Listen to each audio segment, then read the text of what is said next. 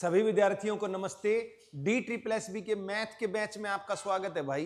तो हम 14 चैप्टर कर चुके हैं, आज हम 15वां चैप्टर एवरेज का करेंगे भाई। तो एवरेज आपको पता ही है भाई, एवरेज क्या होती है। अगर नहीं पता है तो मैं फार्मूला लिखवा देता हूं भाई एवरेज का क्या होता है। एवरेज जिसको हम मीन भी बोलते हैं भाई, क्या बोलते हैं, मीन भी बोलते हैं, यानी कि औसत बोलूं भाई या माध्य बोलूं। तो इसका सूत्र क्या है भाई, sum of all observations divided by में नंबर ऑफ ऑल ऑब्जर्वेशंस। यूं कह सकते हो भाई सभी प्रेक्षणों का जोड़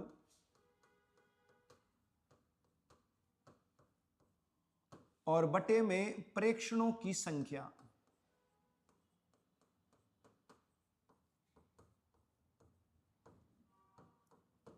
और यहीं से आपका एक फार्मूला और बन जाएगा। मैं इसको क्रॉस मल्टीप्लाई कर दूं, आर पार गुणा कर दूं, तो सम का फार्मूला बन जाएगा भाई। सम ऑफ ऑल ऑब्जर्वेशन का फार्मूला बन जाएगा, sum of all observations average into number of observations. तो भाई ये आपने फार्मूला लगाना है, बस इसमें और कुछ नहीं है भाई, ठीक है। तो एक तो ये फार्मूला एक कंबाइंड एवरेज का फार्मूला है, बस दो ही फार्मूले हैं, बाकी इसमें कोई फार्मूला नहीं है भाई, ठीक है। तो अब यहां पर क्वेश्चन पे आ जाते हैं। क्या कह रहा है भाई, पहला क्वेश्चन कह रहा है average weight of P Q and R is 38 kg। P Q R का औसत वजन 38 किलो है। तो पी क्यू आर का वजन कितना हो जाएगा भाई, P plus Q plus R, इन तीनों का वजन कितना हो जाएगा। अब आपने फार्मूला जान लिया है सम का फार्मूला, सम ऑफ ऑब्जर्वेशन का फार्मूला क्या है, average into number of observation. तो तीन व्यक्ति हैं तो तीनों का जोड़ कितना हो गया, औसत गुणा में जितने ऑब्जर्वेशन है। तो औसत है आपकी 38, एवरेज 38 है, ऑब्जर्वेशन ये 3 है भाई, 3 व्यक्ति हैं तो 3 ही ऑब्जर्वेशन है, तो गुणा में 3 कर दूंगा, इनका जोड़ आ जाएगा भाई। तो जब इनकी गुणा करूंगा तो ये हो जाएगा आपका 114। बात क्लियर। अब आगे चलते हैं भाई। If the average weight of P and Q is 36, जबकि पी और क्यू का जो सम है, पी और क्यू की एवरेज दे रखी है 36, तो पी और क्यू का सम कितना हो जाएगा, 36 इंटू 2 कर दूंगा तो पी और क्यू का सम 72 आ गया।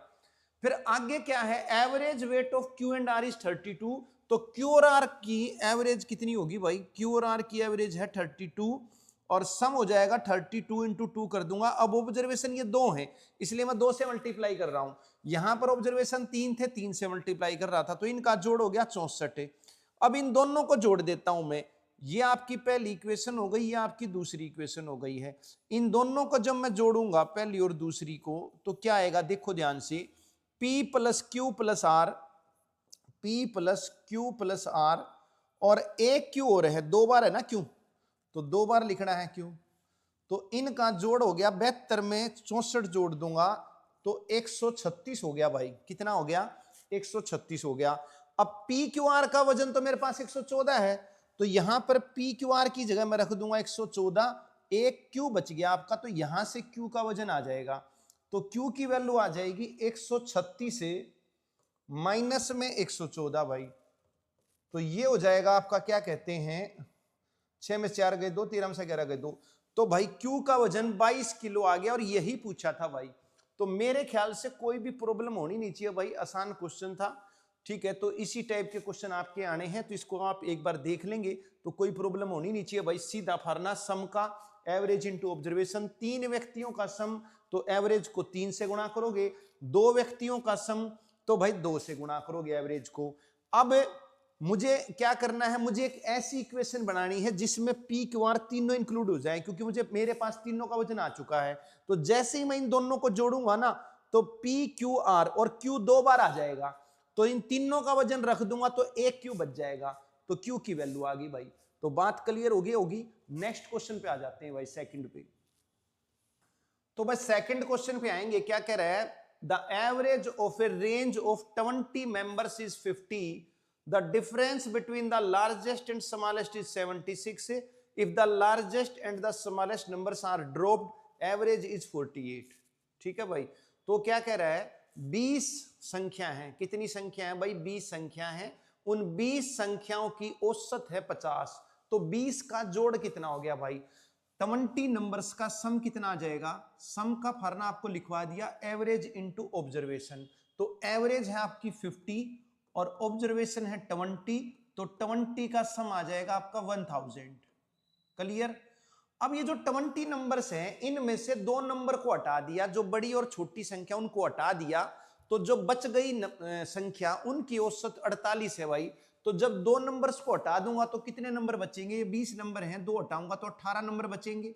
इन 18 की औसत 48 है, तो इनका जोड़ कितना हो गया, 18 से गुणा कर दूंगा भाई, तो 18 8 144, 18 चौक 72 और 14 86। ठीक है भाई, तो 20 में से 18 को घटाऊंगा तो 2 का जोड़ आ जाएगा भाई, कितना आ जाएगा, 1000 में से 864 घटा दूंगा तो 136 जोड़ आ जाएगा दो संख्याओं का। वो दो संख्या कौन कौन सी है, सबसे छोटी और बड़ी बोल रखी है उसने, तो एक लार्जेस्ट नंबर है, एक स्मॉलेस्ट नंबर है, उन दोनों का जोड़ 136 आ गया। और इन दोनों का लार्जेस्ट और स्मॉलेस्ट का अंतर दे रखा है भाई 76। ठीक है कि नहीं, तो लार्जेस्ट और स्मॉलेस्ट का डिफरेंस है 76।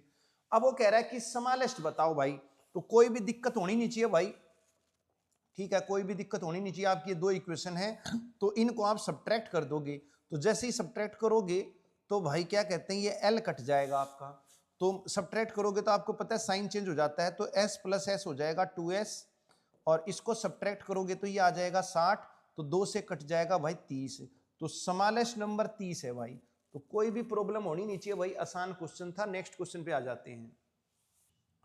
तो थर्ड क्वेश्चन पे आएंगे भाई, एक लड़कों के हॉस्टल में 46 छात्र थे, 8 नए छात्रों के एडमिशन से हॉस्टल मेस का खर्च हर दिन 42 रुपये बढ़ जाता है, जबकि प्रति व्यक्ति औसत खर्च 1 रुपया कम हो जाता है। तो हॉस्टल मेस का मूल खर्च कितना था भाई। ठीक है, तो देखोगे भाई हॉस्टल में 46 छात्र थे, अब औसत खर्च कितना था ये नहीं पता भाई मुझे। ठीक है, तो इनिशियल एक्सपेंडिचर निकाल लेता हूं मैं, क्या निकाल लेता हूं भाई, इनिशियल एक्सपेंडिचर निकाल लेता हूं।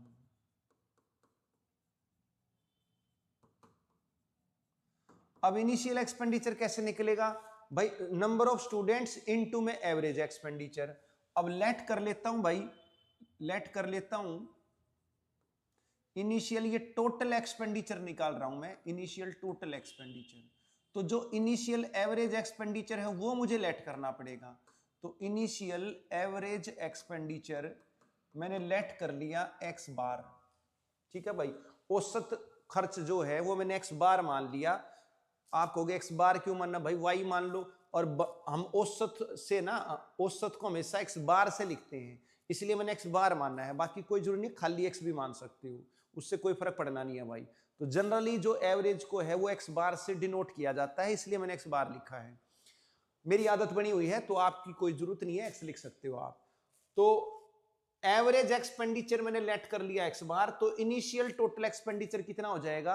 अब एक्सपेंडिचर का मतलब क्या है, सभी जितने भी सदस्य हैं, जितने भी विद्यार्थी हैं, उन सब का खर्च का जोड़ है, और जोड़ का सूत्र क्या है, औसत गुणा में प्रेक्षण।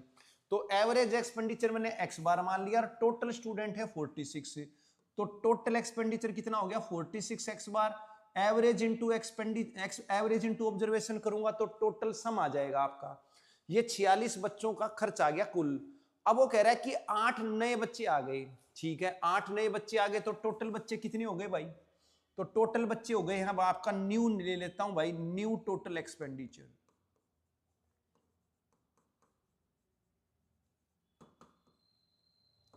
तो भाई 8 स्टूडेंट्स बढ़ गए हैं, तो 46 पहले थे, अब 8 बढ़ गए हैं, तो 46 प्लस 8 बच्चे हो गए।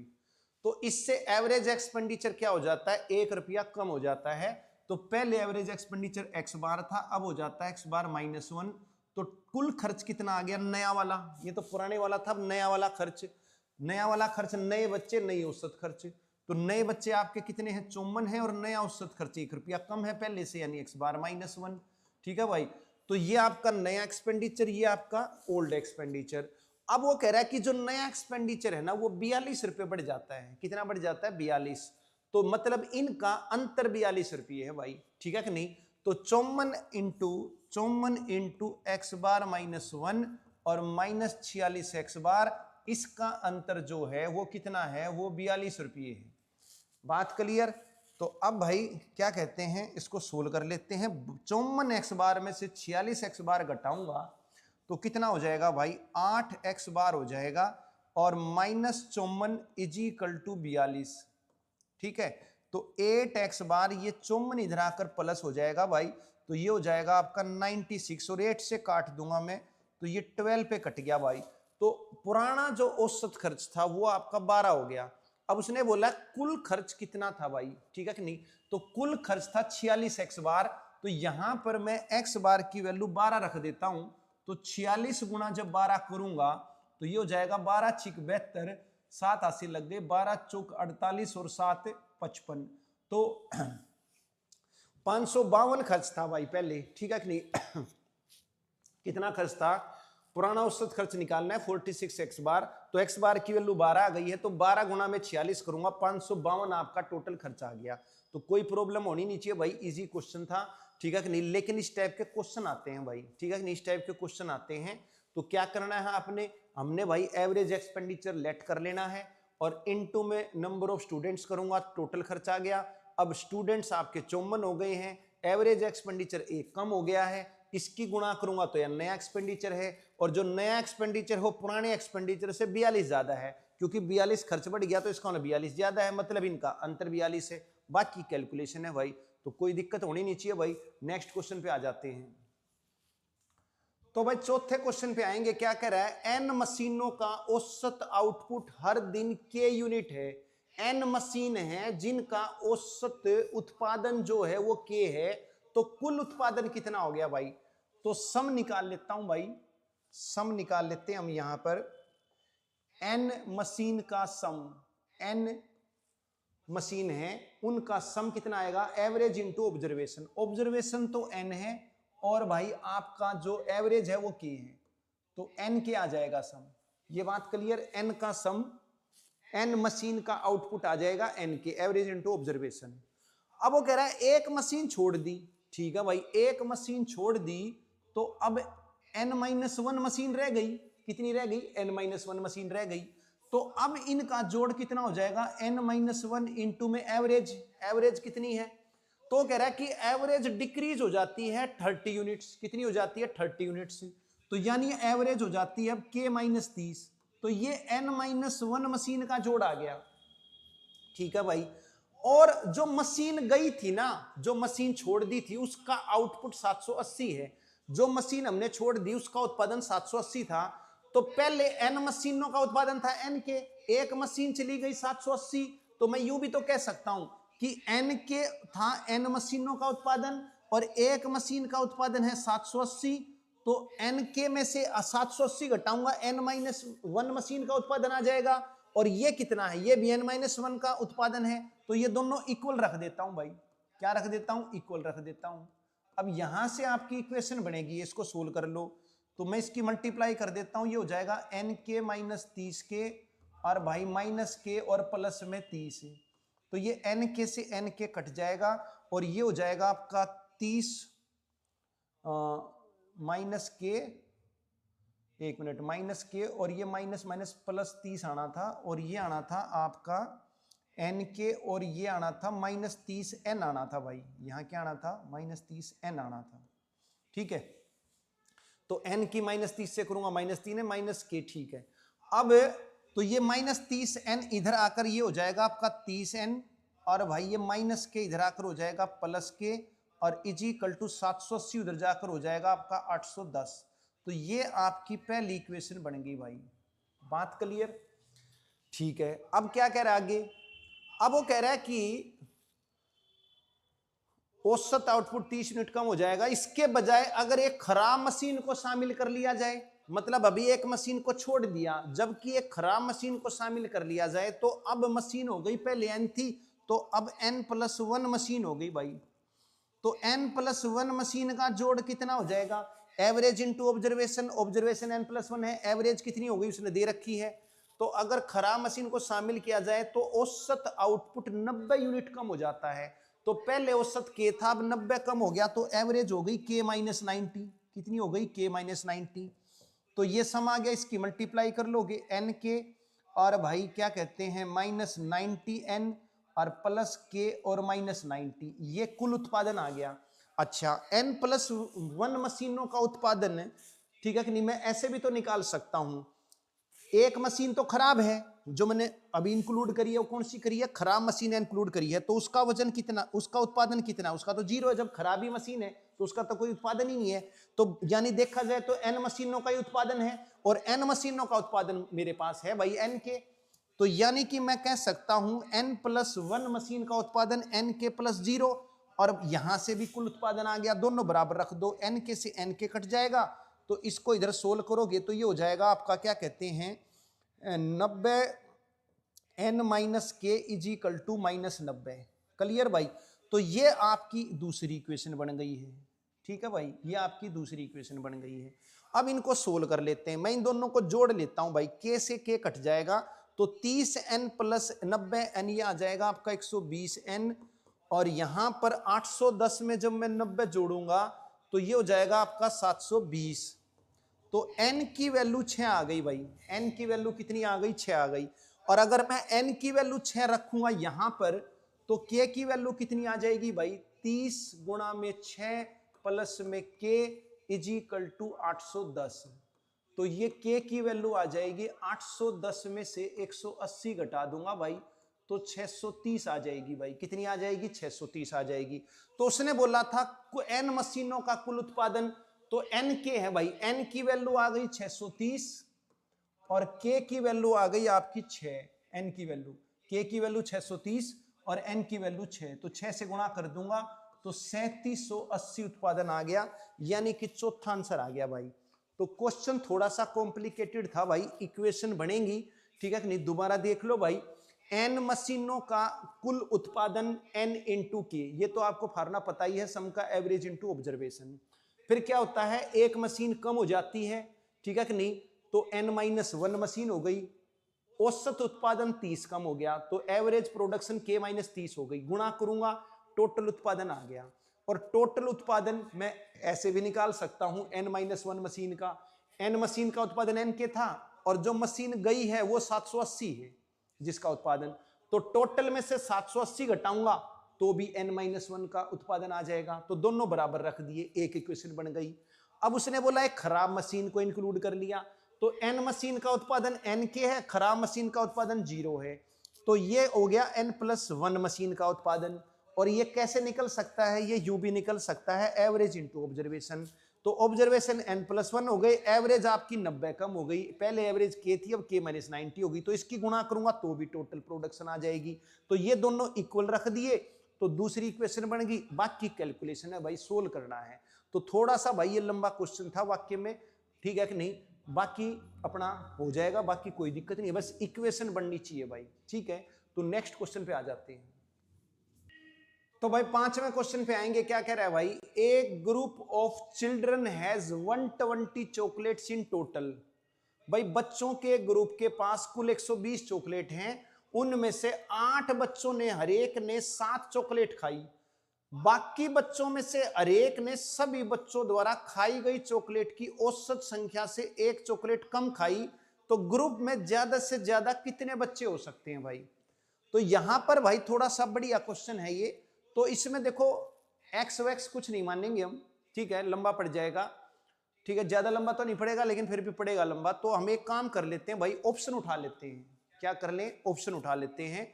तो भाई ग्रुप में कितने बच्चे हैं? मैंने पहला ऑप्शन उठा लिया, 30 बच्चे हैं भाई। कितना उठा लिया? पहला ऑप्शन उठा लिया, 30 बच्चे मान के चलता हूं। तो अगर 30 बच्चे मान के चलूंगा तो 120 चॉकलेट हैं, तो 30 के हिसाब से हर एक को कितनी चॉकलेट मिलनी चाहिए भाई? 4 चॉकलेट मिलनी चाहिए। मानते हो ये बात? ठीक है। अब 30 बच्चे हैं, तो 30 में से 8 बच्चों ने खाली 7 चॉकलेट, तो 56 चॉकलेट होगी भाई। कितनी चॉकलेट हो गई? 56 हो गई। अब 30 में से 8 ने खाली, तो बच गए कितने? 30 - 8, 30 - 8 22 बच्चे बच गए। अब चॉकलेट कितनी बच गई, चॉकलेट थी आपकी 120, तो 120 में से 56 तो खाली, तो बच गई कितनी भाई, 10 में 6 गए 4 और 11 में से 5 गए 6, 64।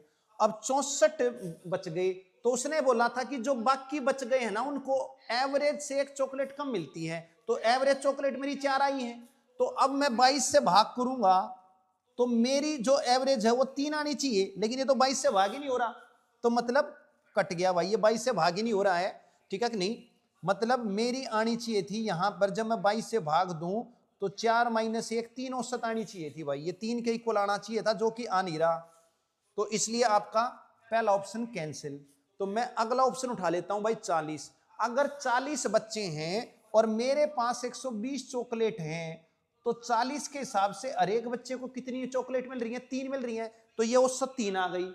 अब 8 बच्चे खा लेते हैं 7 के हिसाब से 56 चॉकलेट, तो बच गए आपके कितने बच्चे, अब 40 में से 8 घटाऊंगा तो 32 बच्चे बच गए हैं, और चॉकलेट कितनी बच गई हैं, चॉकलेट 64 बच गई हैं, तो एक बार घटा लिया हमने 120 में से 56, तो 64 चॉकलेट बच गई हैं, और बच्चे कितने बच गए हैं, 32 बच गए हैं, तो अब हर एक को एक कम मिलनी चाहिए भाई, तो 64 को 32 से भाग करूंगा 2 मिल रही है, जबकि पहले कितनी मिल रही थी, पहले आपकी 3 मिल रही, तो ये 3 से एक कमी तो है, तो एक कम आ गई, तो यही आंसर है भाई, बात क्लियर। तो आपका सेकंड आंसर आ गया भाई, तो ऑप्शन उठाया और कुछ नहीं किया भाई, बैटरी यही रहेगा ऑप्शन में, ऑप्शन से उठाओगे पेपर में, वरना लंबा पड़ जाएगा भाई, ठीक है। तो अगले क्वेश्चन पे आ जाते हैं। तो भाई क्वेश्चन नंबर 6 पे आएंगे, क्या कह रहा है, इन ए सीरीज ऑफ 100 मल्टीपल्स ऑफ 5, 5 के 100 मल्टीपल हैं भाई, तो 5 के 100 मल्टीपल का मतलब 5 के पेड़े में संख्या है 100, तो वो कौन कौन सी होंगी भाई 5 के पेड़े में, और मल्टीपल मतलब शुरू से ही होंगे, ठीक है नहीं, 5 से जो डिवाइड होने वाले नंबर है, तो 5 की टेबल है, यानी 5 एकम 5, 5 दूनी 10, 5 तिया 15, 5 चौक 20, ऐसे करते करते 100 मल्टीपल हैं, तो आखिरी हो जाएगा 500 और उससे पहले हो जाएगा 495, तो ये आपके 5 के मल्टीपल हैं 100, यूं कह सकते हो 5 की टेबल है 100 तक, ठीक है कि नहीं। तो अब उसमें पीज an average of odd places of multiple, ठीक है कि नहीं, जो ओड प्लेसेस ऑफ मल्टीपल हैं, ठीक है कि नहीं, उनकी एवरेज को पी बोला गया है, तो ओड प्लेसेस वाले कौन कौन से मल्टीपल हो गए, यानी 5, 15 डैश डैश डैश 495, ये ओड प्लेसेस वाले हो गए, तो इसकी एवरेज कितनी आ जाएगी, तो मैंने आपको भाई बता रखा है, क्या कहते हैं, जो एपी सीरीज होती है, एपी सीरीज, ठीक है कि नहीं। अब एपी सीरीज किसको बोलते हैं, पहले कर चुके हम ये चैप्टर, जहां डिफरेंस सेम होता है उसको एपी सीरीज बोलते हैं। तो एपी सीरीज की एवरेज का फार्मूला है फर्स्ट प्लस लास्ट बाय 2, ये सिंपल तरीका है भाई, जहां भी एपी सीरीज मिल जाएगी तो उसकी एवरेज निकालने का तरीका है फर्स्ट प्लस लास्ट बाय 2, तो अंतर बराबर है, मतलब एपी सीरीज है, तो एवरेज निकलेगी फर्स्ट प्लस लास्ट बाय 2, तो लास्ट है आपकी 495, फर्स्ट है आपकी 5, और भाग कर दूंगा 2 से, तो 500/2 करूंगा 250, एवरेज आ गई, ठीक है। ये ओड प्लेसेस वाले जो मल्टीपल हैं उनकी एवरेज आ गई, जिसको उसने पी बोला है, मतलब पी की वैल्यू 250 आ गई। अब जो इवन प्लेसेस वाले मल्टीपल हैं उसकी औसत को क्यों बोला गया है, तो ओड प्लेसेस वाले तो ये हो गए, इवन प्लेसेस वाले कौन से हो जाएंगे, इवन प्लेसेस मतलब जैसे फर्स्ट सेकंड थर्ड फोर्थ, तो सेकंड और फोर्थ इवन प्लेसेस हो गई, तो यानी कि 10 20 डैश डैश डैश, फिर आखिरी आपका 500, क्लियर भाई। तो इनकी औसत को उसने क्यों बोला है, तो अब ये भी क्या है, ये भी एपी सीरीज है भाई, ये भी क्या है, एपी सीरीज है, तो इसकी एवरेज भी कैसे निकलेगी भाई, फर्स्ट प्लस लास्ट बाय 2, तो 500 में 10 जोड़ दूंगा और 2 से भाग कर दूंगा भाई, तो ये आ जाएगी 255, क्लियर। अब उसने बोला है क्यू पी से कितना ज्यादा है भाई, क्यू की वैल्यू 255 आ गई, पी की वैल्यू 250 आ गई, तो क्यू पी से कितना ज्यादा है, क्यू में से पी घटा दो, मतलब 255 में से 250 घटा दोगे तो 5 ज्यादा है, साफ दिखाई दे रहा है, 250 से ये 5 ज्यादा है भाई, तो आंसर आ गया आपका पहला भाई। तो बस इसमें क्या है, एपी सीरीज की एवरेज का फार्मूला आपको याद होना चाहिए फर्स्ट प्लस लास्ट बाय 2, बाकी कोई दिक्कत नहीं है। एपी सीरीज वो होती है जहां पर अंतर बराबर हो, तो जितने भी इवन नंबर हैं, ओड नंबर हैं, नेचुरल नंबर हैं या मल्टीपल्स हैं, उनके बीच डिफरेंस हमेशा सेम रहना है भाई, तो वो एपी सीरीज कहलाएगी भाई। तो बात क्लियर होगी, कोई दिक्कत होनी नहीं चाहिए। नेक्स्ट क्वेश्चन पे आ जाते हैं। तो 7वां क्वेश्चन क्या कह रहा है भाई, the average weight of 2 players 1 L and M of A football team is 39 kg। तो भाई एक फुटबॉल टीम के 2 खिलाड़ी हैं जिनका नाम L और M है, उनका औसत वजन 39 kg है। L, M और उनके कोच N का औसत वजन 50 kg है। कोच का वजन बताना है। तो भाई बहुत सिंपल क्वेश्चन है। L, M, N 3 व्यक्तियों का जोड़ कितना हो जाएगा भाई? औसत गुणा में प्रेक्षण, एवरेज इनटू ऑब्जर्वेशन। तो एवरेज है 50, तो इसको मैं 3 से गुणा कर दूंगा, तो इन तीनों का वजन 150 आ गया है भाई। अब जो 2 खिलाड़ी थे LM, जो 2 खिलाड़ी थे LM, तो उसका औसत वजन कितना दे रखा है? उसका दे रखा है 39। तो इनका जोड़ कितना हो जाएगा? 39 दूनी 78 हो जाएगा। तो कोच का बताना है भाई। किसका बताना है? कोच का बताना है। तो यहां पर मैं LM की वैल्यू पुट कर दूंगा 78 plus N is equal to आपका 150। तो N की वैल्यू हो जाएगी 78 घटा दूंगा 72 हो जाएगी भाई। तो बात क्लियर होगी। 4th आंसर आ गया। ठीक है, सिंपल क्वेश्चन था। आगे चलते हैं। तो 8th क्वेश्चन पे आ जाएंगे भाई। क्या कह रहा है? P और Q के औसत और Q और R के औसत के बीच का अंतर 15.5 है। P और R के बीच का अंतर बताओ भाई। तो औसत आपको पता है कैसे निकलती है? P और Q की औसत कैसे निकलेगी? P प्लस Q बाय में 2। ठीक है भाई, 2 व्यक्ति हैं तो जोड़ करके 2 से भाग कर दोगे, 3 होते तो 3 से भाग कर देते। अब Q और R की औसत कितनी है भाई? तो Q और R को जोड़ोगे और भाई 2 से भाग कर दोगे।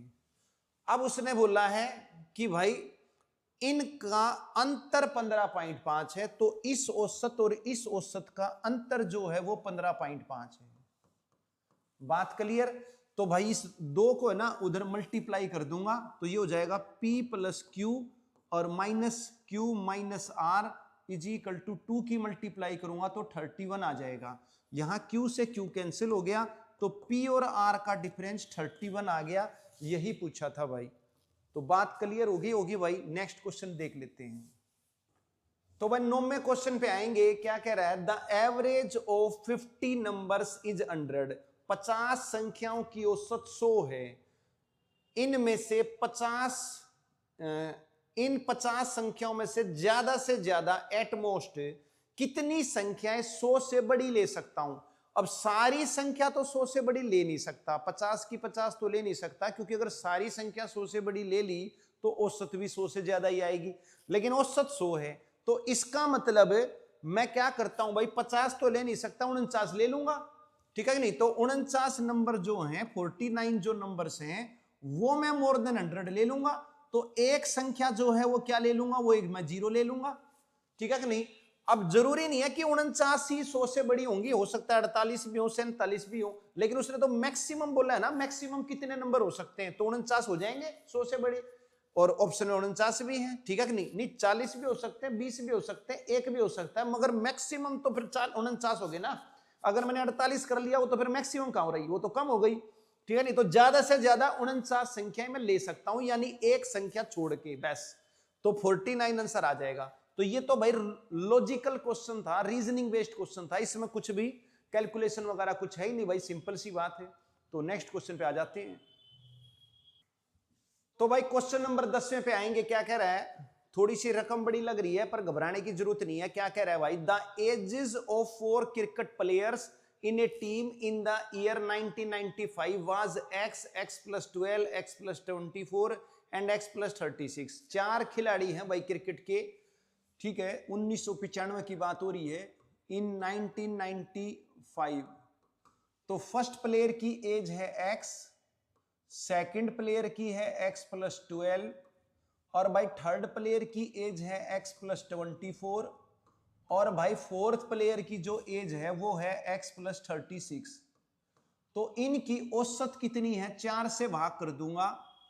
क्या कर दूंगा भाई? 4 से भाग कर दूंगा। जब सदस्य 4 हैं, खिलाड़ी 4 हैं, तो 4 से ही भाग करेंगे भाई। तो ये हो जाएगा जोड़ आपका 4x प्लस में आपका 72 हो जाएगा, अपोन में 4। तो ये हो जाएगी भाई औसत आयु x प्लस 18 हो गई। क्लियर? ठीक है। अब ये 1995 की बात है। अब आगे क्या कह रहा है? सम ईयर्स आफ्टर, कुछ साल के बाद, oldest player among them retired and as a result the average of the team was reduced by 3 years। ठीक है, कुछ साल के बाद, after n years क्या होता है, क्या होता है भाई, एक सदस्य चला जाता है, एक सदस्य चला जाता है तो 3 ही रह जाते हैं। 3 कौन कौन से, एक x प्लस 12 वाला और एक x प्लस 24 वाला। ठीक है भाई, ये चौथा सदस्य चला जाता है, ये 3 ही रह जाते हैं। तो इनकी जो औसत है वो अब 3 कम हो जाती है, यानी कि x प्लस 18 माइनस 3 यानी कि x प्लस 15 हो जाती है भाई। कितनी हो जाती है, x प्लस 15 हो जाती है। सदस्य 3 ही रह गए हैं, तो ये रिटायर हो गया। अब कुछ साल के बाद आफ्टर 10 इयर्स ये रिटायर हो गया। अब यहां रिटायर हुआ है चौथा व्यक्ति। ठीक है भाई, फोर्थ जो प्लेयर है वो आपका रिटायर्ड हो चुका है यहां पर। अब आगे क्या कह रहा है, after how many years from his retirement. अब रिटायरमेंट यहां हुआ है, इसके कितने साल बाद। ठीक है कि नहीं, इसके अब मान लिया क्या कहते हैं, जेड ईयर्स बाद प्लस जेड ईयर्स, तो जेड साल बाद अब जो औसत है वो 1995 जितनी हो जाएगी। क्या हो जाएगी, 1995 जितनी हो जाएगी। भाई अभी औसत कितनी है, x प्लस 15, अब पहले कितनी थी, x प्लस 18। तो भाई अब जो एज है यहां पर z साल के बाद, ठीक है कि नहीं, z साल के बाद जो है अब आयु, औसत आयु, एवरेज जो है, 3 ही सदस्य हैं, पहला, दूसरा और तीसरा, इनकी एवरेज जो है वो आपकी पहले जितनी होनी है, पहले जितनी यानी x प्लस 18 होनी है। तो कब होगी, जब मैं इसमें 3 जोड़ूंगा, जब मैं इसमें कितना जोड़ूंगा, 3 जोड़ूंगा। अब सदस्य 3 है, औसत 3 बढ़ रही है, तो जोड़ कितना बढ़ रहा है भाई, तो औसत 3 बढ़ी है। ठीक है कि नहीं, औसत में इंक्रीमेंट 3 है, तो सम कितना बढ़ेगा भाई, 3 सदस्य 9 बढ़ेगा। कितना बढ़ेगा, 9 बढ़ेगा, और 3 सदस्य हैं तो यानी हर व्यक्ति 3-3 बढ़ेगा भाई, हर व्यक्ति कितना बढ़ेगा, 3-3 बढ़ेगा, 9 बढ़ गया सम, तो यानी पहला व्यक्ति भी 3 बढ़ गया, दूसरा भी 3 बढ़ गया, तीसरा भी 3 बढ़ गया। मानते हो कि नहीं मानते हो। तो रिटायरमेंट के बाद अगर मुझे वही औसत लेके आनी है x प्लस 18, तो यानी हर सदस्य को 3-3 बढ़ना पड़ेगा, तभी तो औसत 3 बढ़ेगी। तो हर सदस्य 3-3 बढ़ेगा, तो यहां पर z की वैल्यू 3 आ गई भाई। 3 साल के बाद औसत वही आ जाएगी पहले वाली, यही पूछी थी भाई। तो आंसर आ गया आपका 3 इयर्स, यानी कि सेकंड आंसर आ गया भाई। तो इसमें कुछ भी मतलब कैलकुलेट करने की जरूरत ही नहीं है भाई, सिंपल सी बात है। यहां पर औसत है x प्लस 18, ये कैलकुलेट कर लो आप। अब कुछ साल के बाद उसने खुद बोल दिया भाई 3 साल कम हो गई। तो कुछ साल के बाद, अब कितने साल बाद मुझे ये नहीं निकालना कितने साल बाद, तो कुछ साल के बाद व्यक्ति रिटायर हुआ। ठीक है, 3 सदस्य रह गए, औसत 3 कम होगी, यानी x प्लस 15 हो गई। अब मुझे वही औसत लेके आनी है कुछ साल के बाद, तो यानी कि वही लानी है, तो इसका मतलब मुझे 15 में 3 जोड़ना पड़ेगा। तब औसत 3 कब बढ़ेगी, जब तीनों सदस्य 3-3 बढ़ेंगे। तो तीनों सदस्य 3-3 बढ़ेंगे, तो 3 साल के बाद औसत वही आ जाएगी x प्लस 18। यही पूछा था कि रिटायरमेंट के कितने साल बाद वही औसत आ जाएगी। तो सिंपल क्वेश्चन था, कैलकुलेशन कुछ नहीं है, लॉजिकल क्वेश्चन है, रीजनिंग लगानी है बस। स्टेटमेंट थोड़ी सी लंबी है भाई, तो बस स्टेटमेंट को अगर आप समझ गए ना, दिमाग में क्लिक कर गई, तो कोई कैलकुलेशन नहीं है, रीजनिंग बेस्ड क्वेश्चन था भाई। तो आगे चलते हैं भाई। तो भाई 11वें क्वेश्चन पे आएंगे। क्या कह रहा है 11वां question, a famous college building has 5 floors and they are running a hostel on the 3rd, 4th and 5th floor. तो भाई स्टेटमेंट थोड़ी लंबी है, घबराने की जरूरत नहीं है, मगर भाई मैंने क्वेश्चन देखो वही लिए हैं जो क्या कहते हैं बढ़िया क्वेश्चन है, मुश्किल क्वेश्चन है। और दोबारा क्वेश्चन अगर आते हैं आपके एग्जाम में इस टाइप के, तो आपको प्रॉब्लम ना हो। अभी अगर टाइम लगता है या समझने में दिक्कत आती है तो कोई दिक्कत नहीं, लेकिन अगर भविष्य में आ जाए तो फिर आप इनको आसानी से कर लोगे। तो भाई देखो क्या कह रहा है, हिंदी में पढ़ते हैं। एक मशहूर कॉलेज की बिल्डिंग में 5 मंजिलें हैं और वे तीसरी, चौथी और 5वीं मंजिल पर हॉस्टल चला रहे हैं। कमरों के नंबर तीसरी मंजिल पर 3001 से 3030 तक हैं। तो भाई जो तीसरी मंजिल है ना, तीसरी मंजिल 3rd फ्लोर जो है, उसमें कमरे कितने हो गए ये देखो आप। कमरे नंबर दे रखे हैं उसने 3001 से 3030 तक, तो यानी 30 ही कमरे हुए ना तीसरी मंजिल में, तो तीसरी मंजिल में 30 कमरे हो गए, ठीक है। चौथी मंजिल में कितने कमरे हो गए? चौथी मंजिल पर 4001 से 4200 तक कमरे की संख्या है, तो टोटल आपके 200 कमरे हो गए भाई, ये आपके 200 कमरे हो गए, ठीक है। ये 30 रूम है आपके, ठीक है भाई, ये रूम्स हैं, ये भी रूम्स हैं। अब जो पांचवी मंजिल है, पांचवी मंजिल पर जो 5001 से 5330 तक कमरे हैं, ठीक है कि नहीं, तो कमरे कितने हो गए? 5330 में से जब मैं 5001 घटाऊंगा तो जब आप ये देख लोगे 330 कमरे हो गए हैं, ये हो गए 330 रूम्स, क्लियर। तो अब वो क्या कह रहा है कि जून के महीने में, ठीक है कि नहीं, ये तो कमरे हैं, ठीक है कि नहीं। अब जून के महीने की बात हो रही है, जून के महीने में तीसरी मंजिल पर कमरों में रहने वालों की संख्या 40% थी, यानी कि 30 रूम है तो 40% कमरों में ही व्यक्ति थे, बाकी खाली पड़े थे, क्योंकि जून में छुट्टियां हो जाती हैं तो बच्चे चले जाते हैं भाई। तो यहां पर अब हॉस्टल में कम बच्चे हैं, ठीक है, तो यहां पर मैं कह देता हूं 40% ले लेते हैं भाई। तो 30 का जब मैं 40% लूंगा तो 12 कमरे ही भरे हुए हैं, बाकी खाली हैं। अब 200 जो कमरे हैं चौथी मंजिल में, उसमें 75% और पांचवी पर 30% संख्या थी, तो मैं 200 कमरों का निकाल लेता हूं 75%, तो ये हो जाएगा आपका 150, और भाई 330 का मैं 30% निकाल लूंगा तो भाई ये जीरो कट जाएंगी, 33 या 99 कमरों में बच्चे हैं, बाकी खाली पड़े हैं। तो टोटल कमरे कितने हो गए हैं जो भरे हुए, इनको जोड़ लेता हूं भाई, 9 और 2 11, और भाई 6 और 9 15, और 1 16, और 261 कमरों में बच्चे हैं, बाकी खाली पड़े हैं। और यह भी पता है कि हर मंजिल पर कमरों का किराया 100 रुपये, 150 रुपये और 200 रुपये है, मंजिल के हिसाब से है। तो पहली मंजिल पे जो किराया है भाई वो आपका 100 रुपये किराया है, और दूसरी मंजिल पे जो किराया है वो 150 रुपये है, और जो तीसरी मंजिल पे जो किराया है वो 200 रुपये है। तो ये बताना है कि भाई जून के महीने में हॉस्टल में हर भरे हुए कमरे की औसत कमाई ज्ञात करनी है। तो भरे हुए कमरे 261 है, इनकी औसत कमाई बता दो। तो भाई इनको टोटल किराया निकाल लो, 12 गुणा 100 करूंगा तो 12 कमरों से 100 के हिसाब से 1200 रुपये प्राप्त हुए, ठीक है भाई। और क्या कहते हैं, ऊपर नीचे कर लेता हूं, जोड़ना आसान हो जाएगा। और फिर 150 कमरों से 150 रुपये के हिसाब से कितने प्राप्त हुए भाई, 15 गुणा 15 225, ठीक है कि नहीं। तो 225 और 2 जीरो यानी 22,500 रुपये प्राप्त हुए। 99 कमरों से 200 के हिसाब से कितने प्राप्त हुए, 99 दूनी 198 होता है, तो 198 2 जीरो, तो टोटल कमाई कितनी हो गई है, नोट जोड़ लो भाई इसको। तो 5 और 2 7 और 8 15, और ये हो जाएगा भाई 2 और 2 4 और 9 13, और भाई ये हो गया आपका 43,500 रुपये प्राप्त हुए भाई। तो औसत कमाई कितनी हुई भाई, औसत कमाई कितनी हुई, 43,500 को मैं टोटल कमरे 261 से भाग कर लेता हूं तो देखो भाई कुछ कट रहा है क्या, ये 29 के पेड़े में आता है, तो 29 से कट रहा है, चेक कर लो एक बार, 29 से कम 29 14, हाँ बिल्कुल कट रहा है भाई।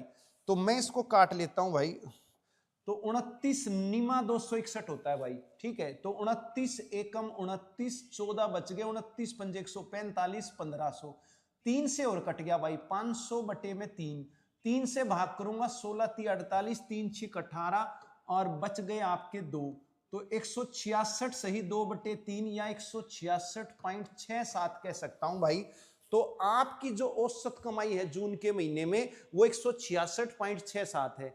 लंबी रकम देख के बच्चा वैसे ही डर जाएगा, वैसे क्वेश्चन आसान है भाई, ठीक है कि नहीं। तो कमरे देखने हैं और कितने भरे हुए हैं और कितना किराया, जोड़ के भाग करना है बस, और कुछ नहीं करना भाई।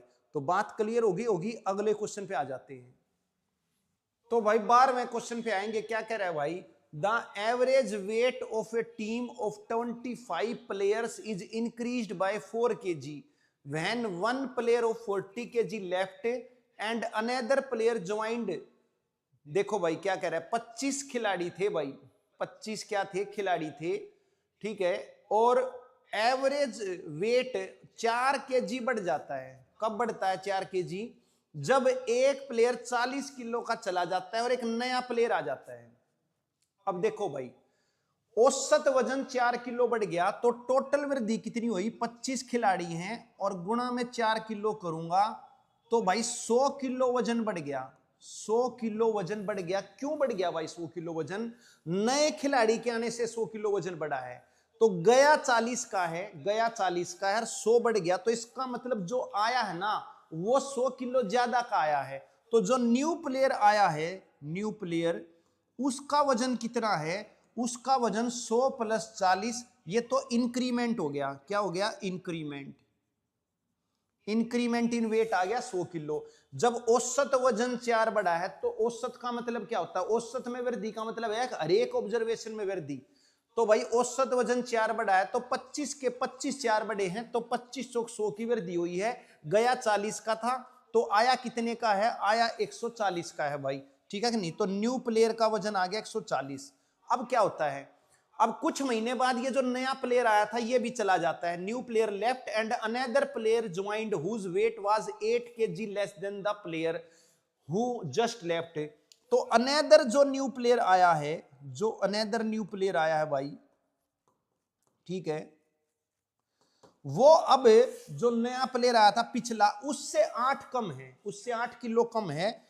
तो भाई जो 140 किलो था इसमें से मैं क्या करूंगा? इसमें से मैं 8 किलो घटा दूंगा। तो जो अनदर न्यू प्लेयर आया है वो 132 किलो का आया है भाई। कितने का आया है? 132 किलो का आया है। तो अब ये बताना है कि जो पिछली औसत थी, ओरिजिनल जो औसत थी, what is the difference between final and initial average. तो जो ओरिजिनल औसत थी उससे जो फाइनल औसत है वो कितनी कम है या कितनी ज्यादा है, उसका अंतर बताना है। तो क्लियर है कि अब ज्यादा ही है औसत, क्योंकि जो नया खिलाड़ी है वो 132 किलो का, क्योंकि गया तो 40 किलो का था। तो शुरू में क्या है? शुरू में 40 किलो का गया था, जो आया है वो 132 किलो का है। तो टोटल वजन में कितने की वृद्धि हो रही है? तो इंक्रीमेंट देख लेता हूं। न्यू इंक्रीमेंट कितना है? तो न्यू इंक्रीमेंट जो है अभी 132 किलो का आया है और अगर 40 का गया था तो 132 में से 40 घटाऊंगा तो 92 किलो का इंक्रीमेंट है। जब 140 किलो का आया था तो 100 किलो का इंक्रीमेंट था। अब जब 132 का आया है, जब 140 का आया था 100 का इंक्रीमेंट था, 132 का आया तो 92 का इंक्रीमेंट है। क्लियर सी बात है। तो अब ये 92 का इंक्रीमेंट है। औसत में इंक्रीमेंट कितना है भाई? तो 92 को आप 25 से भाग कर दो, क्योंकि खिलाड़ी तो 25 हैं। तो जब मैं 92 को 25 से भाग करूंगा तो 25 से भाग करने का तरीका क्या होता है? 4 से गुणा करके 2 के बाद पॉइंट लगा दो। तो 4 दूनी 8 और 4 नीम 36 और 2 के बाद पॉइंट लगाऊंगा 3.68। तो 3.68 इंक्रीमेंट है एवरेज में। किसमें इंक्रीमेंट है? इन न्यू एवरेज में। बात क्लियर? बस यही था इंक्रीमेंट, यही तो बताता है कितनी ज्यादा है कितनी कम है, ठीक है कि नहीं? कितनी ज्यादा है। तो भाई नई औसत जो है पहले से 3.68 ज्यादा है। कुछ भी नहीं करना इसमें, कोई एक्स वैक्स कुछ मानने की जरूरत नहीं है, सिंपल सी बात है, ठीक है कि नहीं? तो भाई 40 किलो का गया, नया खिलाड़ी आया, औसत 4 बढ़ गई। खिलाड़ी 25 है, औसत 4। भाई देखो गया और आया तो संख्या तो उतनी है ना, 25 ही। खिलाड़ी तो 25 रहे, एक गया एक आ गया, तो औसत में वृद्धि हो रही है, लेकिन खिलाड़ी उतने ही हैं, 25 ही हैं। तो औसत में 4 की वृद्धि हुई तो 100 की वृद्धि हुई। तो इसका मतलब जो नया खिलाड़ी आया है, जो गया था उससे 100 ज्यादा है। गया 40 का था तो नया 140 का आया है। अब एक नया और आ गया, ठीक है कि नहीं? उससे 8, उसका जो वजन है वो इससे 8 कम है, यानी 132 किलो है। तो यानी कि अब अगर मैं पहले वाले से तुलना करूं तो 40 किलो का गया था तो 132 में से जब मैं 40 घटाऊंगा यानी 92 किलो का इंक्रीमेंट हुआ।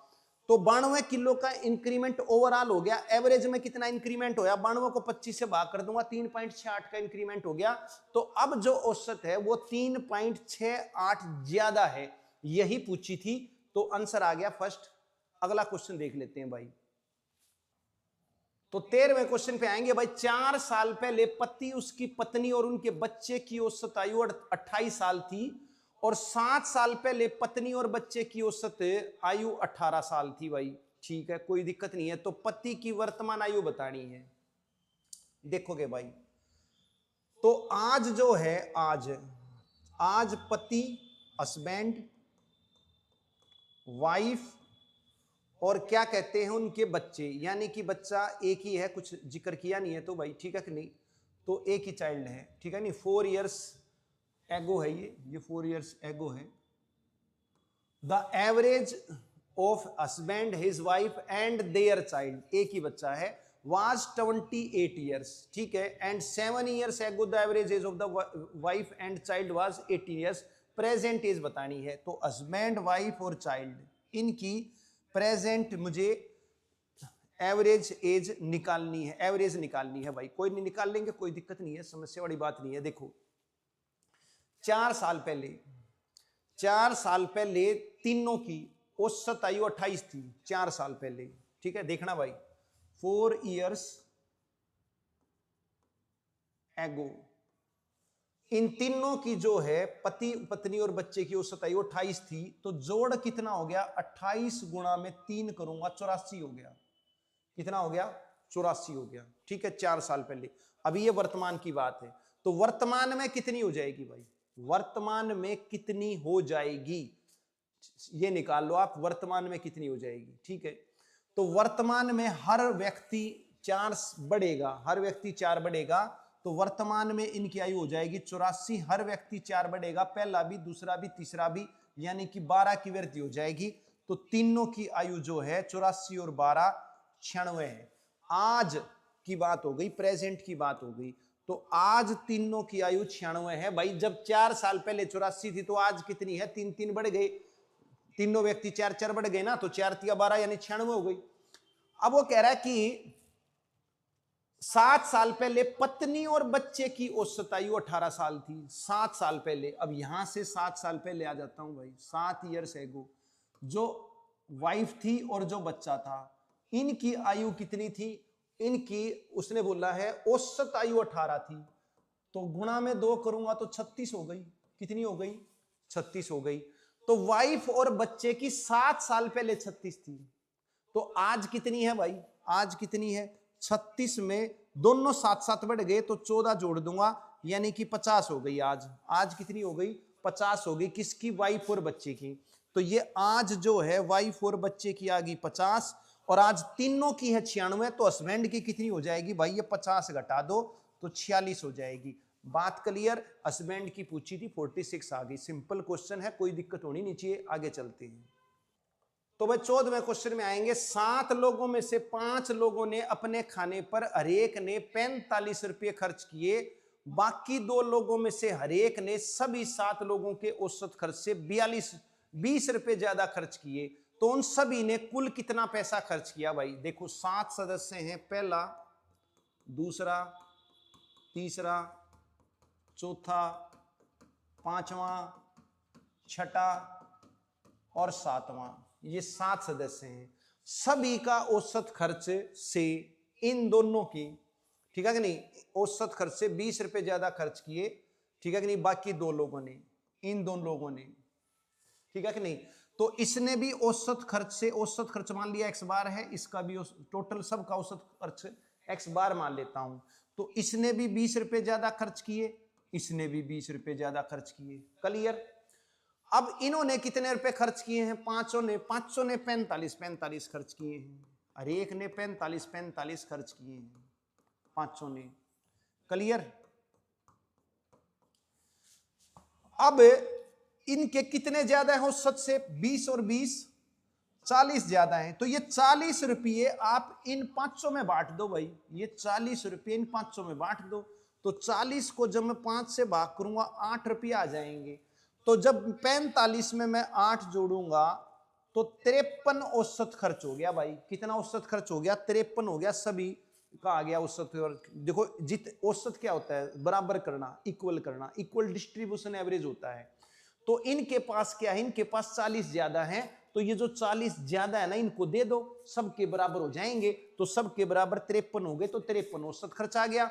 अब उसने बोला था कुल खर्च बताओ, तो 53 तो औसत खर्च है, टोटल व्यक्ति 7 है, 7 से गुणा कर दो भाई, 7 तिया 21, 7 पंजे 35, 2 37, तो भाई 371 का आपका टोटल खर्च है। तो यहां पर 771, ये गलत लिखा हुआ है भाई, देखो सारे 300 की लाइन में है, तो ये मिस प्रिंटिंग है, यहां पर 3 कर लेना आप, क्या कर लेना, 3, ये मिस प्रिंटिंग हो जाती है भाई, ठीक है।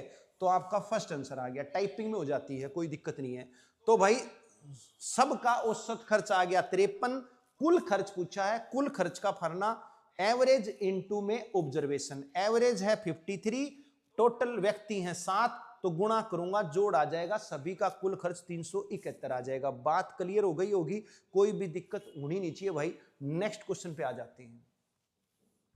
तो भाई क्वेश्चन नंबर 15 पे आएंगे भाई, क्या कह रहा है 15वां क्वेश्चन, 8 लड़कियों के एक ग्रुप का औसत वजन 50 किलो है, 8 लड़कियां हैं, अगर 2 लड़कियां आर और एस, पी और क्यू की जगह ले लेती हैं तो नया औसत वजन 48 किलो हो जाता है, पी और क्यू का वजन बराबर है, ठीक है भाई। आर और एस का वजन भी बराबर है, एक और लड़की टी जिसका वजन आर के बराबर है ग्रुप में शामिल किया जाता है, तो नया औसत वजन 48 हो जाता है, क्यू का वजन कितना है, ठीक है। स्टेटमेंट देखो लंबी लंबी आ रही है, पर घबराने की जरूरत नहीं है भाई, कोई दिक्कत नहीं है, देखो आप ध्यान से, ठीक है कि नहीं, पेशेंस, थोड़ा सा भाई शांत होकर सोचना होता है स्टेटमेंट के बारे में। तो भाई 8 लड़कियां थी, जिसमें पी और क्यू थी आपकी 2 लड़कियां, ठीक है कि नहीं, पी और क्यू थी, और पी और क्यू का वजन बराबर है, तो यानी पी की जगह भी क्यू ही रख दूं, और दूसरी तो क्यू है ही, यानी पी और क्यू बराबर है, तो पी को भी मैंने क्यू ही मान लिया, तो ये 2 लड़कियां हो गई, और प्लस में 6 लड़कियां और हो गई, 6 गर्ल्स, क्लियर। 2 लड़की पी और क्यू, पी भी क्यू के इक्वल ही है, तो पी को भी मैंने क्यू ही मान लिया। इनका औसत वजन जो है वो आपका 50 था भाई, कितना था, 50 था, तो जोड़ कितना हो गया, 50 गुणा 8, बात क्लियर। अब क्या होता है, पी और क्यू की जगह 2 लड़की आ जाती हैं आर और एस, और आर और एस का वजन भी बराबर है भाई, आर और एस का भी, जैसे पी और क्यू का बराबर था आर और एस का भी बराबर है। तो एक काम कर लेते हैं, तो मैं यूं कह देता हूं कि इन दोनों की जगह एस आ गई, एक की जगह दूसरी की जगह आर आ गई, दोनों बराबर है, मतलब दोनों की जगह आर आ गई, यूं कह सकते हो भाई, एस आ गई है लेकिन एस भी तो आर के बराबर है, तो दोनों की जगह आर आ गई, और 6 लड़कियां यूं की यूं हैं, ये 6 लड़कियां यूं की हैं, तो औसत वजन अब हो जाता है 48, तो सदस्य 8 ही हैं, सदस्य कितने हैं, 8 ही हैं, ठीक है। अब क्या होता है कि एक और लड़की टी आ जाती है जिसका वजन आर है, आर के बराबर है, तो टी को मैं आर ही मान लेता हूं, यानी कि अब क्या होता है, ये जो 2 आर हैं ये तो हैं ही, ये जो 2 आर हैं ये तो हैं ही, प्लस में जो 6 लड़कियां हैं ये भी हैं, ये भी हैं, प्लस में एक आर और आ जाती है, टी आती है, लेकिन टी आर के बराबर है, मैंने टी की जगह आर ही लिख दिया, तो एक आर और आ गया, यूं कह सकती हो। तो अब औसत वजन 48 हो जाता है, लेकिन अब सदस्य कितने हैं, सदस्य 9 हैं, सदस्य कितने हैं, 9 हैं। तो ये आपकी देखा जाए तो यहां पर पहली, दूसरी और तीसरी, ये 3 इक्वेशन बन गई हैं। तो जब मैं तीसरी में से दूसरी घटाऊंगा भाई, तीसरी इक्वेशन में से जब मैं दूसरी इक्वेशन घटाऊंगा, तो देखो भाई आर आर और 6 गर्ल्स ये माइनस हो जाएगा, तो 1 आर की वैल्यू आ जाएगी, किसकी आ जाएगी, 1 आर की वैल्यू आ जाएगी। तो अब आर की वैल्यू कितनी आ जाएगी, आप देखोगे आर की वैल्यू आ जाएगी, जब घटाओगे 9 में से 8 गए 1, तो 48 ही आ जाएगी, कितनी आ जाएगी, 48। भाई पूरी गुणा करने की जरूरत नहीं है, यहां पर घटाऊंगा तो 48 कॉमन ले लो, 9 में से 8 गए 1, तो 48 गुना 1 48 आ जाएगा, तो आर की वैल्यू 48 आ गई, जैसे ही तीसरी में से दूसरी घटाओगे, ठीक है। अब क्या करता हूं मैं, दूसरी में से पहली और घटा लेता हूं, क्या कर लूं, पहली में से दूसरी घटा लेता हूं, पहली बड़ी है तो पहली में से मैं दूसरी घटा लेता हूं भाई। तो जैसे ही मैं पहली में से दूसरी घटाऊंगा, तो ये देखो ये 2q है, ये 2r है, तो 2q माइनस 2r हो जाएगा, 2q minus 2r, 2q minus 2r, और ये 6 लड़कियां एलिमिनेट हो जाएंगी, कट जाएंगी, और ये हो जाएगा भाई 8 कॉमन लूंगा, 50 में से 48 गए 2, तो 2 गुणा 8 हो जाएगा इनका जोड़, तो 2 गुणा 8, 2 कॉमन आके कट जाएगा, तो q माइनस r की वैल्यू 8 हो गई, q माइनस r की वैल्यू कितनी, 8 हो गई, और r की वैल्यू 48 है, r की वैल्यू कितनी है, 48 है, यहां पुट कर दूंगा, q की वैल्यू आ जाएगी, तो भाई r हो गया 48 इज इक्वल टू 8, ठीक है। तो q की वैल्यू कितनी हो जाएगी, 48 उधर जाकर जुड़ जाएगा, तो 48 प्लस 8 56 हो जाएगी भाई, तो आंसर आ जाएगा आपका सेकंड। बात क्लियर, यही पूछा था भाई q का वेट कितना है, तो इक्वेशन बनानी है और बाकी सोल्व करना है, बाकी कुछ नहीं है भाई। तो आगे चलते हैं भाई नेक्स्ट क्वेश्चन पर। तो भाई 16वें क्वेश्चन पे आएंगे, the average score of the students of class X of a school in a test was 161.9। तो अगर एक स्कूल की क्लास है जिसमें स्टूडेंट्स का एक टेस्ट में एवरेज स्कोर 61.9 था, ठीक है कि नहीं, कितने स्टूडेंट हैं ये दे नहीं रखा है, फिर उसने बोला उनमें से सबसे होशियार 30% स्टूडेंट। अब परसेंट में है तो मैं काम कर लेता हूं, टोटल स्टूडेंट जो हैं लेट कर लेता हूं भाई, मैंने लेट कर लिए, जो टोटल स्टूडेंट्स हैं वो 100 हैं, परसेंट में है इसलिए, तो टोटल स्टूडेंट्स मैंने 100 मान लिए भाई। अब इनका जो एवरेज स्कोर है वो 61.9 है, तो 100 बच्चों का जोड़ कितना हो गया, 100 बच्चों का जोड़ कितना हो गया, 100 गुणा में 61.9, तो 6190 जोड़ हो गया, ठीक है ना। सम का फॉर्मूला क्या है, एवरेज इनटू ऑब्जर्वेशन। बच्चे मैंने 100 मान लिए। फिर वो कह रहा है कि इन 100 बच्चों में से 30% ब्राइट बच्चे हैं, तो भाई 100 का 30%, 100 का 30% ब्राइट बच्चे हैं। अब 100 का 30% 30 ही हो गई, ठीक है कि नहीं। अब इनका जो एवरेज है वो है आपका कितना भाई, 85 है। तो मैं इन 30 बच्चों का जोड़ निकाल लेता हूं भाई, 30 गुणा में 85, ठीक है। तो ये हो जाएगा आपका 30 का जोड़, तो 0 3 पंजे 15, 24 और 1 2550। क्लियर। अब 35% डल बच्चे हैं, तो 100 का 35% कितना हो जाएगा भाई, 100 का 35% 35 ही हो जाएगा। और इनका जो है 35 का जोड़ निकाल लेता हूं मैं, तो इनका जो एवरेज स्कोर है वो आपका 33 है भाई। तो 33 पंजे 165 होता है, 16 से लग गए, और 33 तिया 99 और 16 होता है आपका 115, 1155। तो इन 35 और 30 65 का जोड़ आ जाएगा, अब 65 का जोड़ आ जाएगा। तो अब रिमेनिंग बच्चे कितने बच गए, रिमेनिंग बच्चे बच गए भाई 30 और 35 से, यानी 100 में से मैं 65 घटाऊंगा तो 35 ही बच्चे बच गए रिमेनिंग।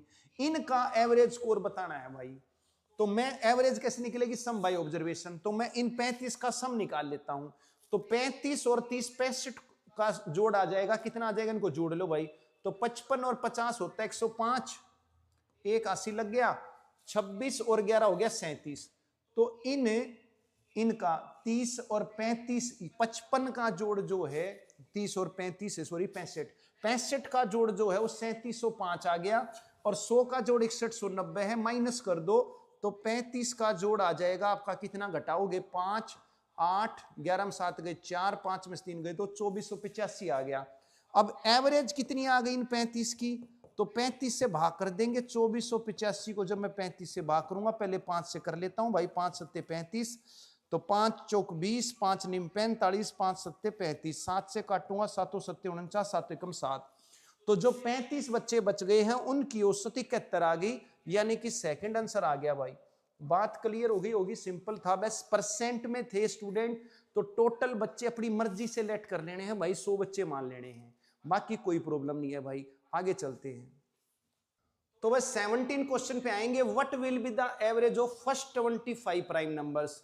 तो भाई पहले 25 प्राइम नंबर कौन कौन से हैं आपको बता दूं, पहले 25 प्राइम नंबर हैं 2 3 5, और ये आपके 100 तक होते हैं, 1 से 100 तक, 1 से 100 तक 25 प्राइम होते हैं भाई, ठीक है। और इनका जो सम होता है ना, जो इनका सम होता है वो होता है आपका, क्या कहते हैं, 1068 होता है भाई, कितना होता है, 1068 होता है, ये आपको याद रखना पड़ेगा भाई, ठीक है।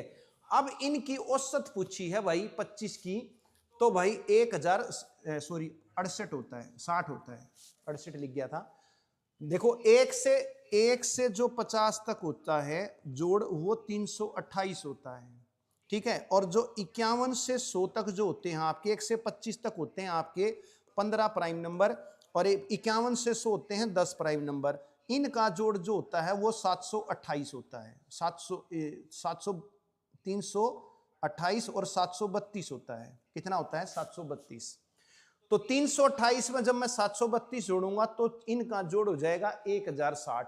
तो 1 से 100 तक 25 प्राइम नंबर का जोड़ जो है वो 1060 है। अब इनकी एवरेज पूछी है भाई, तो 1060 को मैं 25 से भाग कर दूंगा, एवरेज आ जाएगी, ठीक है भाई। तो 25 से भाग करता हूं, 25 चौक 100, ठीक है भाई, और 25 दूनी 50, बच गए 10। क्लियर भाई? तो 42 सही 10/25, और 25 से जब इसको भाग करूंगा तो 0.4 पे चला जाएगा, तो 42.4 औसत आ गई भाई। बात क्लियर हो गई? तो कोई भी प्रॉब्लम होनी नहीं चाहिए। बस आपको क्या याद रखना है, 1 से 50 तक 15 प्राइम नंबर जोड़ 328, और 51 से 100 10 प्राइम नंबर 732, और 1 से 100 तक 25 प्राइम नंबर का जोड़ 1060। तो 1060 को 25 से भाग कर दो, एवरेज आ जाएगी। बस ये भाई प्राइम नंबर्स का जोड़ इंपॉर्टेंट है, ये आपको याद करना पड़ेगा भाई। तो आगे चलते हैं। तो 18वें क्वेश्चन पे आएंगे। क्या कह रहा है भाई, एक परीक्षा में एक छात्र के हर पेपर में औसत अंक 72 थी। अगर उसे गणित में 15 और इतिहास में 17 ज्यादा अंक मिलते तो उसके हर पेपर में औसत अंक 75.2 होते। तो परीक्षा में कितने पेपर थे भाई? देखो भाई, increment in average, increment in average into में number of observation, number of observation